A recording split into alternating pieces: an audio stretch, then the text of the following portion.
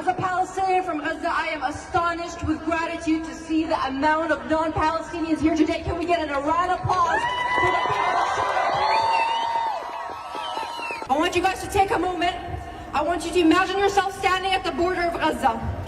You're stuck in a small caged box with 2 million people with limited food, no access to clean water, and Israel cuts off electricity down to only 6 hours a day. You have no job, you're malnourished, you have no access to proper healthcare or education. Israel bombs your town every year. Your house that you grew up in has turned into nothing but rubble. Your best friend is dead. Your cousins, dead. Your parents, dead. There will come days where you wish you were the one that died.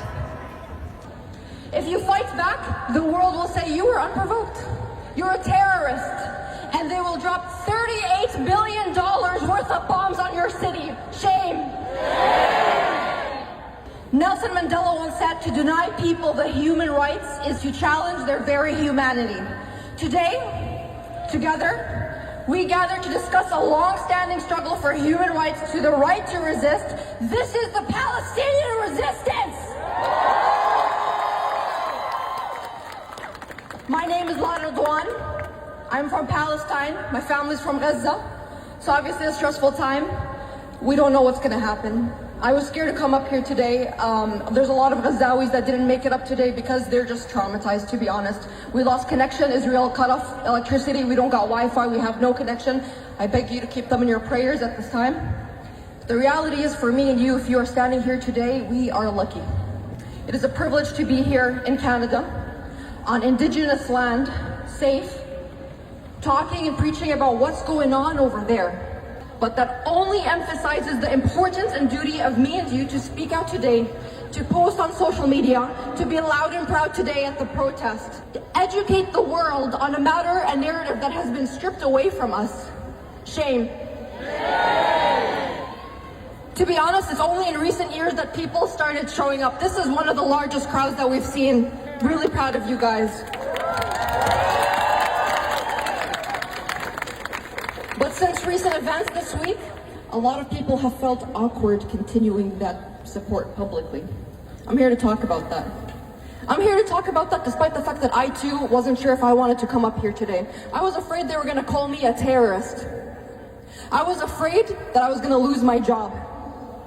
I was afraid that my Canadian friends were going to see this. What if they misunderstand me? What if they take a video of me and try to manipulate what I was going to say today? It's time to stop being scared. Feeling a little uncomfortable is natural. Let's stop being scared, okay? Free, free Palestine. Free, free Palestine. Free, free Palestine. Free, free Palestine. We're usually on the defense. We're always the ones being killed, harassed, controlled by apartheid. We're usually waiting for the world to take action. We're waiting for countries to save Palestine. Somebody send us soldiers. But nobody is coming. In fact, the Muslim countries that we expect to help us are signing peace deals. Shame! The United Nations acknowledges that Israel broke hundreds of international laws. 90% of the world made statements that Israel is committing international war crimes. Oh, thank you for your statement. But it's always just words. It's always just opinions. It's always just comments. No action. Shame. Shame. And you think Israel cares about a public statement? The world has left us to hang dry. They continue to oppress us, to torment us, to apply genocide, murder, and apartheid. But enough is enough. Enough is enough.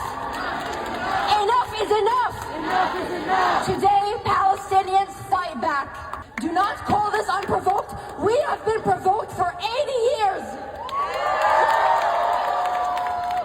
They call us violent. If you go on the news right now, they call us violent. You know what's violent? Colonization is violent. Occupation is violent. Israel's existence was brought upon by violence. My grandparents lived through this violence. My great-grandparents were killed because of this violence. Shame. Shame. It is a human right to defend ourselves. It is a human right to resist. Say it with me. Palestine has the right to resist. Palestine has the right to resist. Palestine has the right to resist. Do not let Western media call this terrorism. This is decolonization. This is resistance. This is liberation. Guys, freedom has only been achieved through resistance. And a revolution has never come from asking for permission. The world has turned its back on Palestine, so it's time to be loud. You are on the side of justice, and inshallah, we will see a free Palestine.